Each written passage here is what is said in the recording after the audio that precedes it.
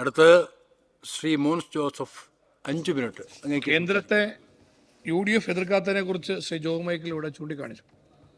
Sir, കേന്ദ്രത്തെ ഈ പ്രാവശ്യത്തെ നയപ്രഖ്യാപനത്തിൽ കാര്യമായിട്ട് LDF എതിർത്തിട്ടുണ്ടോ? കേന്ദ്രത്തെ തഴുകിയുള്ള ഒരു മൃദുല സമീപനം സ്വീകരിക്കുന്ന ഒരു നയപ്രഖ്യാപനമാണ് സർക്കാർ ഇപ്രാവശ്യം നടത്തിയത് എന്നുള്ളത് വ്യക്തമായി ആർക്കും മനസ്സിലാവുന്ന കാര്യമാണ്.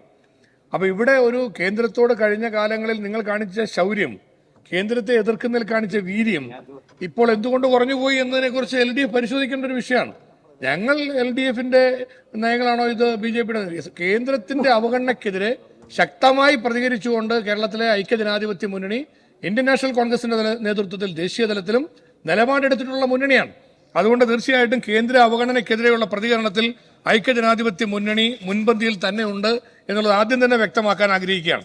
സാർ, ഈ നയപ്രഖ്യാപനത്തിൽ യഥാർത്ഥത്തിൽ കർഷകരോട് കാണിച്ച സമീപനം എന്താണ്? എല്ലാ മേഖലകളും പരിപൂർണമായിട്ട് സംരക്ഷിക്കപ്പെടുന്ന വിധത്തിൽ പറഞ്ഞു. സാർ, സംസ്ഥാനത്തെ കൃഷിക്കാർ തകർന്ന് തരിപ്പണമായിരിക്കുകയാണ്. കാർഷിക മേഖല ഇന്ന് ഏറ്റവും വലിയ പ്രതിസന്ധിയിലൂടെ കടന്നുപോവുകയാണ്. കർഷകന്റെ ആത്മഹത്യ ഉൾപ്പെടെ നമ്മുടെ കേരളത്തിൽ സംഭവിക്കുന്ന കാലഘട്ടമായി നിൽക്കുകയാണ്. സർ, കാർഷിക മേഖലയ്ക്ക് വേണ്ടി പ്രത്യേകമായ ഒരു സംരക്ഷണ പാക്കേജ്, ഒരു സംരക്ഷണ പദ്ധതി നയപ്രഖ്യാപനത്തിൽ ഗവൺമെന്റിന്റെ സമീപനത്തിലുണ്ടോ? ഗവൺമെന്റിന്റെ സമീപനത്തിലില്ല. എന്ന് മാത്രമല്ല, കാർഷിക മേഖലയെ പിന്നോട്ടടിക്കുന്ന നിലയിലുള്ള നിലപാടുകളാണ് എടുത്തിട്ടുള്ളത്. സാർ, ഇവിടെ നെല്ലിന്റെ കാര്യത്തിൽ പറഞ്ഞു, ഏതാനും പാടശേഖരങ്ങൾക്ക് ഫണ്ട് കിട്ടിയതിനെ കുറിച്ച് ബഹുമാനപ്പെട്ട അംഗം ജോ മൈക്കിൾ പറഞ്ഞു. നല്ല കാര്യമാണ്. സാർ, ഇവിടെ ഫണ്ട് കർഷകൻ നെല്ല് കൊടുത്തതിന്റെ പണം ഇപ്പോഴും കൊടുത്തു തീർന്നിട്ടില്ല. കഴിഞ്ഞ വർഷം സംഭരിച്ച ഓരോ വർഷവും നെല്ല് സംഭരിക്കുന്നതിന്റെ പണം അപ്പോൾ തന്നെ കൊടുക്കണമെന്നുള്ളതാണ് വ്യവസ്ഥ. എന്നാൽ വർഷങ്ങൾ കഴിഞ്ഞാലും ഫണ്ട് കൊടുക്കാൻ പറ്റാത്ത അവസ്ഥയാണ്.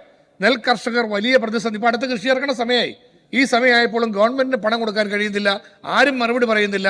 കൃഷിമന്ത്രി മറുപടി പറയുന്നില്ല. സിവിൽ സപ്ലൈസ് മന്ത്രി മറുപടി പറയുന്നില്ല. എല്ലാവരും ഇങ്ങനെ പോവുകയാണ്. സർ, കാർഷിക മേഖലയിൽ ഗവൺമെന്റ് പറഞ്ഞ വാഗ്ദാനങ്ങൾ പാലിച്ചിട്ടുണ്ടോ? നമ്മൾ അടുത്ത നയപ്രഖ്യാപനം 9ാമത്തെ വർഷമാണെന്ന് പറഞ്ഞു. 9ാമത്തെ വർഷം ഞങ്ങൾ ചൂണ്ടിക്കാണിക്കുന്നു. റബ്ബറിന്റെ കാര്യത്തിൽ 280 രൂപയുടെ വിലസ്ഥിരതാ ഫണ്ട് ഇടതുപക്ഷ അധികാരത്തിൽ വന്നാൽ കൊടുക്കുമെന്ന് പറഞ്ഞു. ഇതുവരെ കൊടുത്തിട്ട് ഞങ്ങൾ പറഞ്ഞത് 300 രൂപയാക്കണമെന്നാണ് ഞങ്ങളുടെ ആവശ്യം. യഥാർത്ഥ കൃഷിക്കാരന് 300 രൂപ കിട്ടണം. എന്നാൽ 280 പോലും ഞങ്ങൾ പറഞ്ഞ 300 പോക്കോട്ടെ, ഇടതുപക്ഷം പറഞ്ഞ് 280 കൊടുക്കണ്ടേ? അതുപോലും ഇതുവരെ കൊടുക്കാൻ കഴിയാതെ ഏത് കർഷകനെയാണ് ഇവര് രക്ഷിക്കുന്നത്? കർഷകൻ രക്ഷയില്ല, റബ്ബർ കർഷകൻ രക്ഷയില്ല. എല്ലാ കാർഷിക മേഖലയും തകർന്ന തരിപ്പണമായി. കേന്ദ്രം തരുന്ന ഫണ്ട് ഇവിടെ കൊടുക്കാൻ പറ്റുന്നുണ്ടോ? നെല്ലിന്റെ കാര്യത്തിൽ കേന്ദ്രം തരുന്ന ഫണ്ട് പോലും സംസ്ഥാനത്ത് കൊടുക്കാൻ പറ്റുന്നില്ല. ആ നിലയിലാണ് ഇവിടെ പ്രതിസന്ധി നിൽക്കുന്നത്. ബഹുമാനപ്പെട്ട മന്ത്രിമാരെ സംരക്ഷിച്ചുകൊണ്ട് നമ്മുടെ CPIയുടെ കക്ഷി നേതാവ് കൂടിയായ ശ്രീ E ചന്ദ്രശേഖരൻ അവർ അദ്ദേഹം ചൂണ്ടിക്കാണിച്ചു. എല്ലാ മേഖല കൃഷിയുമായി ബന്ധപ്പെട്ട മൃഗസംരക്ഷണം എല്ലാം പറഞ്ഞു. സാർ, ഞാനൊന്ന് ചൂണ്ടിക്കാണിക്കട്ടെ.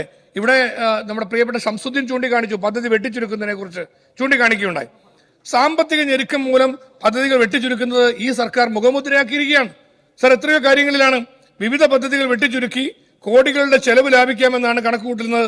അതിന്റെ ഭാഗമായി ഇപ്പൊ നെൽകൃഷിക്കാരനും BPL കുടുംബങ്ങളെയൊക്കെ തള്ളിപ്പറയുന്ന സമീപനം എടുത്തു. സാർ, തീറ്റപ്പുൽ മേഖലയിലെ ഗവേഷണം, കുടുംബശ്രീയുമായി ചേർന്നുള്ള കന്നുകാലി കൃഷി എന്നിവയിലെല്ലാം കുറവ് വരുത്താൻ സർക്കാർ തീരുമാനിച്ചു. കാലിത്തീറ്റ വില നിയന്ത്രിക്കുന്നതിന് വിപണിയിൽ ഇടപെടാൻ കേരള ഫീഡ്സിന് കൊടുക്കാൻ 11 കോടിയാണ് കൊടുക്കാൻ നിശ്ചയിച്ചിരുന്നതെങ്കിലും അത് 5 കോടിയായി വെട്ടിച്ചുരുക്കി. ക്ഷീരവികസന വകുപ്പിന്റെ ബജറ്റ് വിഹിതമായ 103 കോടി രൂപ 54 കോടി രൂപയായി വെട്ടിച്ചുരുക്കി.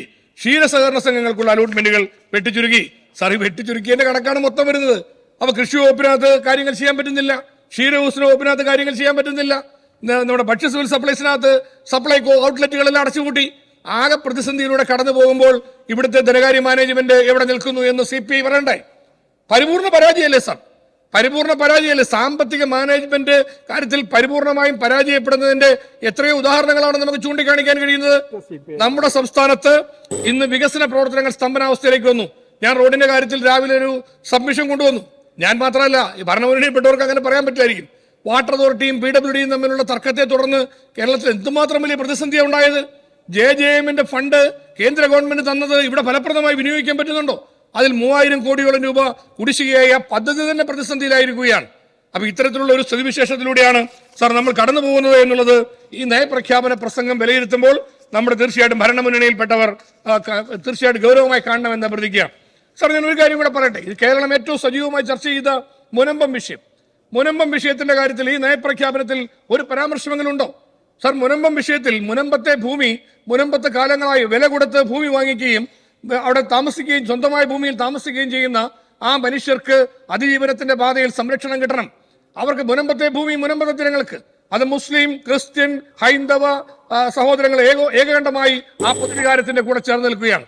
ഗവൺമെന്റ് എവിടെ നിൽക്കുന്നു? ഗവൺമെന്റ് അക്കാര്യത്തിൽ കാലതാമസം ഉണ്ടാക്കി അനിശ്ചിതാവസ്ഥയിൽ നീട്ടിക്കൊണ്ടുപോകാനുള്ള ശ്രമങ്ങളുടെ കൂടെ നിൽക്കുന്നു എന്ന് കാണുമ്പോൾ അത് നിർഭാഗ്യകരമായ നിലപാടിനെ ഞങ്ങൾ കുറ്റപ്പെടുത്തുകയാണ്. അതുകൊണ്ട് ഗവൺമെന്റ് ഇത്തരം കാര്യങ്ങളിൽ ഉണർന്ന് പ്രവർത്തിക്കണം. സർക്കാർ അഭിപ്രായ സമന്വയത്തിലൂടെ മുനമ്പം പ്രശ്നം പരിഹരിക്കുന്നതിന് വേണ്ടിയുള്ള തൃപ്തികരമായ ഇടപെടൽ നടത്തണം. കാലതാമസം ഉണ്ടാക്കി ആ ജനങ്ങളെ ആശങ്കയിലാക്കുന്നതല്ല ചെയ്യേണ്ടതായിട്ടുള്ളത്. ഇവിടെ ഒരു സർവകക്ഷി യോഗം വിളിച്ചു, ഒരു പ്രയോജനമില്ലാത്ത നിലയിലേക്ക് അത് പോയി. അങ്ങനെ പോകുന്നതിന് പകരം ഇത്തരം കാര്യങ്ങൾ പരിഹരിക്കാൻ കഴിയുന്ന വിധത്തിലുള്ള ഇടപെടലുകളാണ് ഗവൺമെന്റ് നടത്തേണ്ടത്.